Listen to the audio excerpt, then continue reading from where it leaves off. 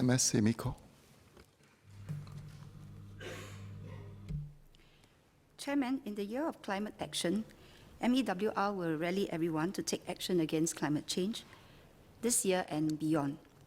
We hope all Singaporeans will join forces to ensure Singapore remains our best livable home and a vibrant, sustainable city for generations to come. Since the year of climate action was launched in January, the video on MEWR's Facebook page has received over 167,000 views, and I'm glad that more than 21,000 individuals have made climate action pledges online. Associate Professor Muhammad Faisal Ibrahim asked what role businesses and the public can play in climate action. My ministry will intensify engagement to galvanize action amongst NGOs, businesses, communities, households, and individuals. Let me elaborate. NGOs have always been passionate about sustainability, and many took the initiative to work together even before this year began. We will reinforce and support the ground-up efforts. I had a dialogue with NGOs in January this year, where we agreed that climate action collaboration and coordination across all stakeholders could be stronger. Arising from this dialogue, Ms. Jessica Chiam, Managing Editor of Eco-Business, brought together NGOs and business leaders to form the Climate Action SG Alliance to advocate climate action and raise public awareness on climate issues. It will be chaired by Ms. Chiam in her personal capacity. MEWR will support this ground-up initiative, and I've agreed to act as the advisor. We will also be launching a Climate Action SG grant. NGOs and grassroots organizations can apply for this grant to defray some of the cost of organizing programs in support of the Year of Climate Action. Upon application, each eligible organization can be provided with up to $5,000 on a reimbursement basis. Many companies have reached out to us in support of the Year of Climate Action, with over 110 firms, including DBS, Sembcorp, CDL, and RICO, making Climate Action SG pledges. Many of our SMEs have also pledged. These companies recognize it is possible to do good and do well at the same time. We hope more companies will voluntarily pledge and take climate action. MEWR will support community efforts to educate the public about climate change and encourage climate action. Grassroots organizations can apply for both the new Climate Action SG grant and the existing 3P Partnership Fund from NEA for environment programs. We will be launching a bulb replacement program for 1- and 2-room HDB households to encourage the use of energy-efficient light bulbs to reduce energy use. NEA will also be organizing an energy savings challenge this year to raise awareness about energy efficiency and conservation. Community engagement in climate action is a challenging long-term journey that goes beyond 2018, but we will stay the course to get every Singaporean on board. Last year, I outlined Singapore's overall waste management strategy and the 3 waste streams we are most concerned about: e-waste, food waste, and packaging waste. As Minister mentioned earlier, we'll focus on e-waste this year. Singapore generates about 60,000 tons of e-waste annually. That is like every person in Singapore throwing away 73 mobile phones every year. E-waste contains heavy metals and hazardous substances that can seriously harm the environment and public health if not properly handled. Some heavy metals can also be extracted from properly recovered e-waste and reused, which is more sustainable than mining for virgin materials. Dr. Chia Shulu asked about the e-waste recycling rate for businesses. As Dr. Chia shared, based on the results of an e-waste study by NEA, currently around 6% of residents place their e-waste in e-recycling bins. We estimate the e-waste recycling rate by businesses to be higher due to take-back arrangements that are usually in place between businesses and manufacturers or importers. However, more needs to be done. Chairman, with your permission, I would like to show some slides, please. Thank you. Dr. Chia and Mr. Louis Ng asked for an update on our national e-waste management system.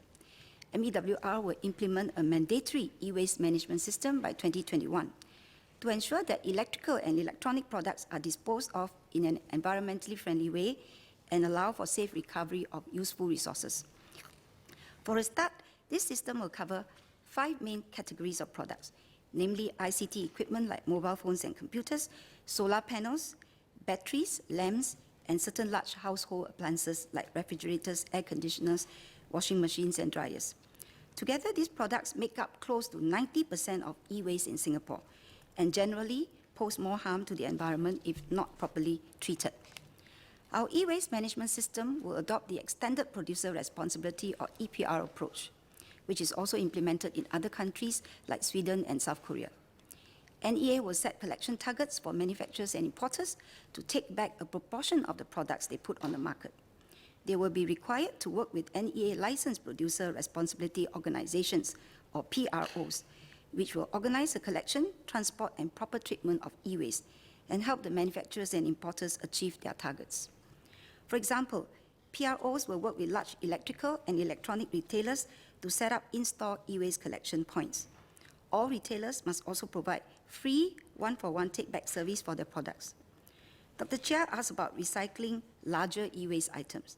Apart from the take-back service provided by the retailers, town councils also provide bulky waste disposal service, which will ensure collected e-waste is properly recycled. We will set collection targets in consultation with the industry and review them before implementing a penalty framework eventually. The EU started with an overall collection target of 4 kilograms per capita in 2003. After 13 years, the target reached 45% of all electronic products sold on market by weight. We will study the practices in other countries to design a cost-effective system. By aggregating e-waste and enabling more efficient collection and processing, there will be greater value captured from e-waste, which is one of the more valuable waste streams. This will help offset the cost of operating the e-waste system. We will consult relevant stakeholders to work out legislation and implementation details. Some companies have already taken the initiative to implement voluntary e-waste management programs. For instance, StarHub runs the Renew program in partnership with DHL and TESM. I'm pleased to see retailers like Courts, Gain City, and Harvey Norman coming on board the Renew program. There will soon be e-waste collection bins in some of their outlets. The mandatory e-waste system will help both the environment and the economy. EPR systems have generated new business opportunities and jobs in the e-waste management and recycling industries in other countries. In France, for instance, more than 3,000 e-waste recycling jobs were created since EPR was implemented in 2005.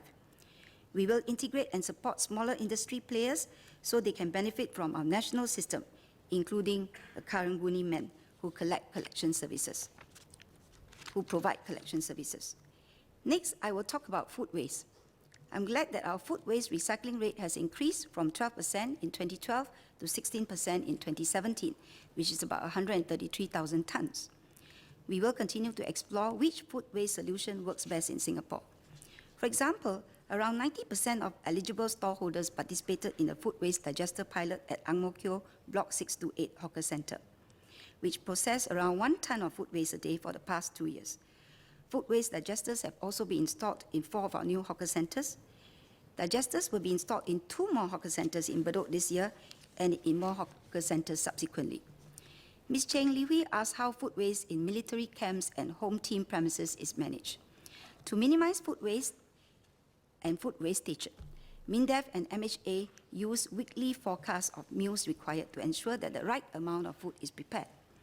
NEA works with both ministries on food waste management initiatives, such as with the Central Manpower Base on NEA's Food Wastage Reduction Outreach Program.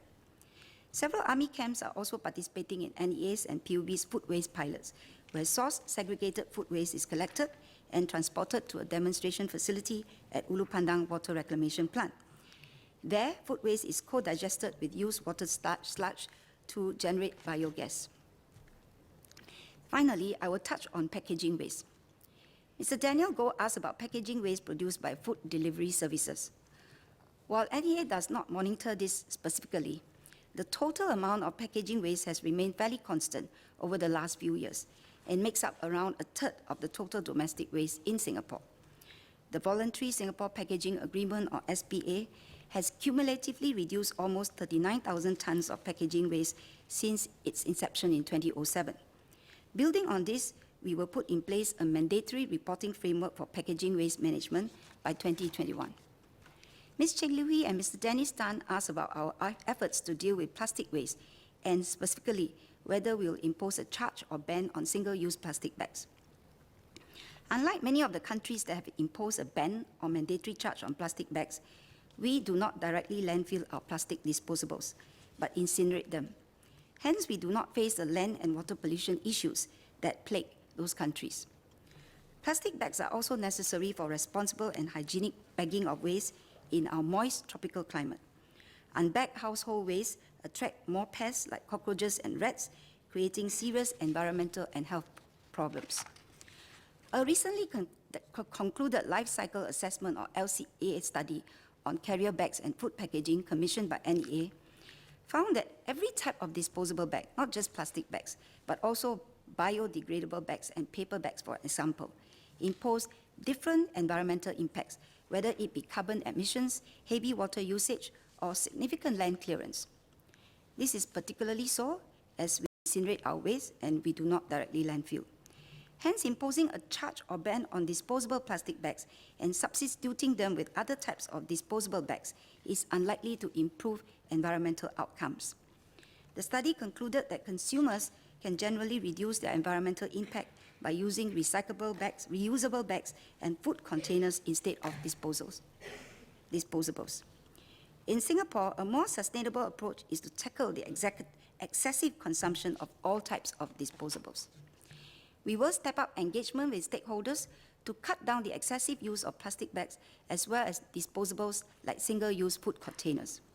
For example, Foodpanda is working on a trial where customers can opt out of disposable cutleries when ordering food. Zero Waste Singapore also launched an innovative Bring Your Own, or BYO Singapore campaign last year to incentivize consumers to bring their own reusable bags or containers to eateries and supermarkets to earn discounts or free gifts. We will continue to support such efforts while holistically tackling the broader issue upstream by reducing all types of packaging waste at source. By 2021, we will mandate that businesses report on the type and the amount of packaging they put on the market and their plans for reduction. We will start industry consultations this year. Mr. Leon Pereira also spoke about microplastics, an issue receiving increasing international attention, which we are working on closely with our international partners. To ensure that Singapore does not contribute to marine litter and microplastics, we have stringent and comprehensive regulations to control pollution and manage waste. We enforce strict anti-littering laws and incinerate our waste and conduct cleanups of waterways and beaches to minimize marine litter. Our island is also fully sewered, and all used water is collected and treated to international standards before discharge. During used water treatment, microbeads, a form of microplastics, will be substantially removed as sludge and disposed of by incineration. In addition, the Agri-Food and Veterinary Authority, or AVA, conducts regular food safety tests on locally sourced as well as imported fish. During these tests, AVA monitors for chemical contaminants found in microplastics, which may affect the safety of the fish for consumption. AVA will continue to monitor this issue and introduce appropriate food safety measures where necessary. We agree with Mr. Lim Biao Chuan that it is important to keep Singapore clean, and we couple education with enforcement measures to tackle littering.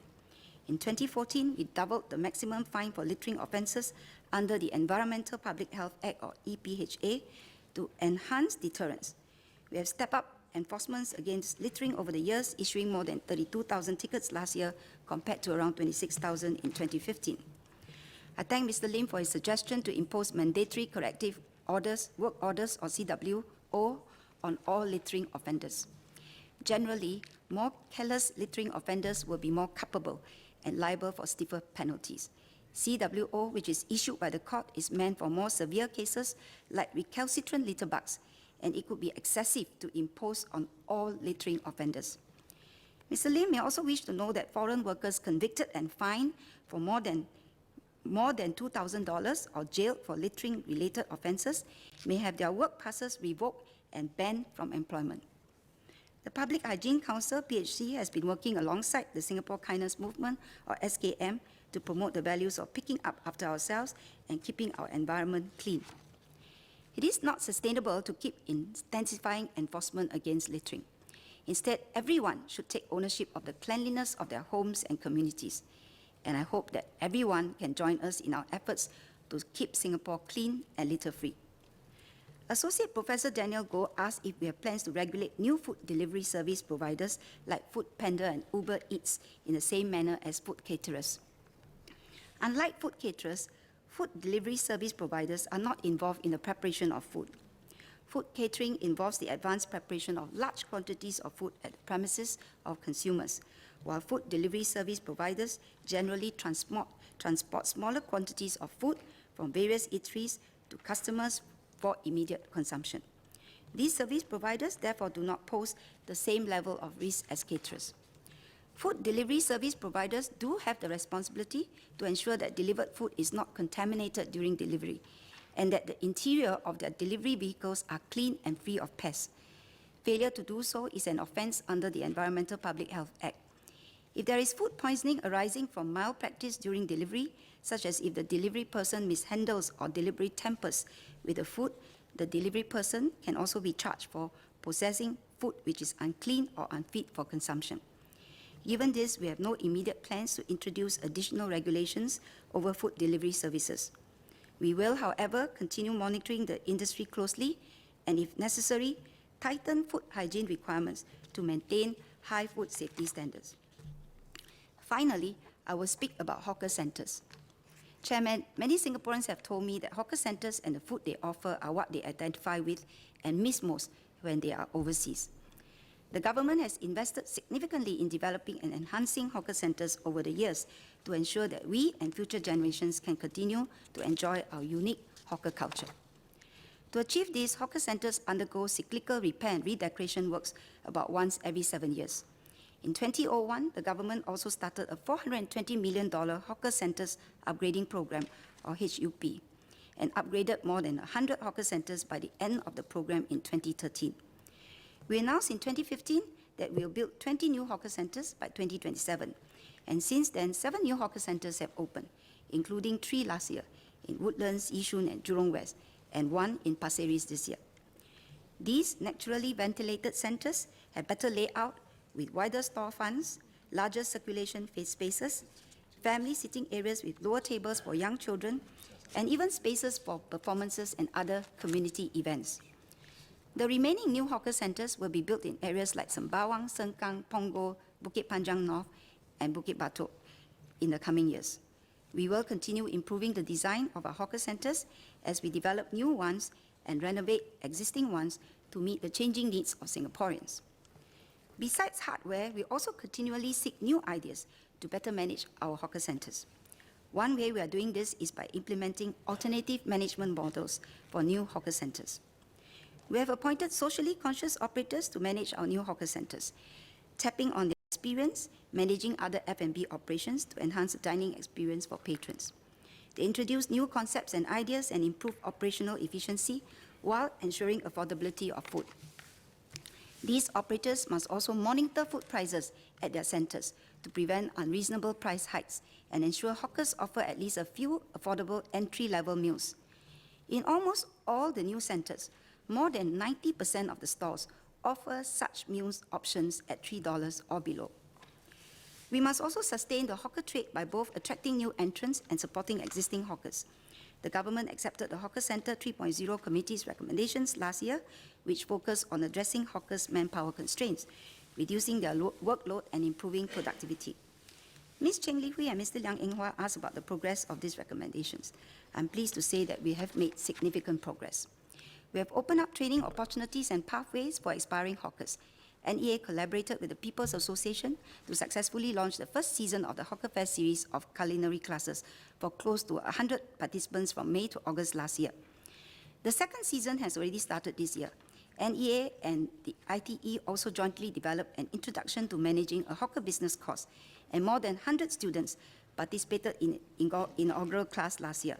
4 more classes will be held this year. 2 weeks ago, we launched the incubation stall program to give aspiring hawkers a chance to try out as a hawker. We have offered 13 incubation stalls in hawker centres across the island. 3 stalls have been taken up so far, with another 3 applications received. The government has set aside about $90 million to enhance productivity in hawker centres through stall and centre-level initiatives. This includes store-level initiatives like the Hawker Productivity Grant, launched last year to promote greater use of kitchen automation equipment and help hawkers overcome manpower constraints and reduce their workload through greater productivity. Hawkers can be reimbursed 80% of the qualifying cost of equipment up to a sum of $5,000 within 3 years. 58 hawkers have been awarded this grant as of last month, such as Mr. Tay Cheng Boon, a 74-year-old hawker who has been selling popiah at Block 93, Lorong 4, Toa Payoh, for the past 45 years. His new continuous feed vegetable cutter saves him almost 2 hours of preparation time daily, as he does not have to cut the vegetables by hand. At the centre level, the government has funded initiatives like automated tray return systems, or ATRS, and centralised dishwashing, or CDW services, in existing hawker centres undergoing renovation. So far, we have introduced this initiative to 2 existing hawkers centres working with the Hawkers Association. We intend to roll out these systems in phases to up to 25 existing hawkers centres over the next few years. We thank Mr. Liang for expressing his support for these initiatives at his upcoming hawker centre in Senja. These centre-level initiatives allow hawkers to focus on preparing and cooking their food, saving them time spent collecting and washing crockery or employing someone to do so. They also do not have to invest in the crockery, as these are provided by the centralised dishwashing vendor. Taken together, these savings should offset the fees they pay for centralised dishwashing services. The government also co-funds up to 70% of the operating cost of the initiatives for 2 years to lower the initial adoption cost. There has been much public discussion about the rationale and merit of encouraging tray return. We started encouraging tray return in 2012 primarily to ease the work of cleaners so that they can concentrate on cleaning tables, allowing for faster turnover of the tables, which will benefit patrons. This also benefits hawkers, as faster turnover means they can serve more patrons. Removing leftover food from the table addresses the bird nuisance issues and creates a cleaner, more hygienic dining environment. Returning trays with used crockery after meal is a small gesture of consideration for the next diner. Some people have said encouraging tray return deprives cleaners of their job. That is not the case. Cleaners are not going to lose their jobs just because we become more considerate and return our trays. Cleaning is not an easy job that attracts many, especially locals. Cleaning companies cannot hire enough cleaners, and existing cleaners have difficulties coping with clearing crockery and cleaning the tables, particularly during peak hours. By returning our own trays, we allow cleaners to focus on cleaning tables, improve productivity, as well as the quality of their jobs. We are trying various ways to improve our tray return rates. At the same time, we have piloted a project at Zion Riverside Food Centre and Adam Food Centre using behavioural nudges and visual cues to improve tray return rates. Under these projects, cleaners encourage patrons to clear their own trays after meals, and they wear aprons displaying a message reminding patrons to return their trays. There are also posters on the tables with similar messages. The results at both hawker centres have been encouraging. At Zion Riverside Food Centre, the tray return rate increased by about 20%. These initiatives benefited cleaners at these centres, like 65-year-old Madam Chin, a cleaner at Adam Food Centre, who said she could concentrate on cleaning tables, making her job easier. NEA will roll out these initiatives to more hawker centres. We have also piloted an ATRS with a deposit system at 2 of our existing hawkers to nudge patrons to return their trays. We hope that over the longer term, there is no need to have such a system after tray return becomes second nature. In the meantime, we also plan to introduce behavioural nudges and cues at these 2 hawker centres to further reinforce the message. Mr. Chairman, may I have your permission to speak in Mandarin? 政府 The government has continuously upgraded and improved hawker centres in terms of the design of the facilities, the way they're run, and the approach to tendering stalls. This is done so that everyone can benefit. Diners can enjoy affordable food, while stall holders have a clean working environment.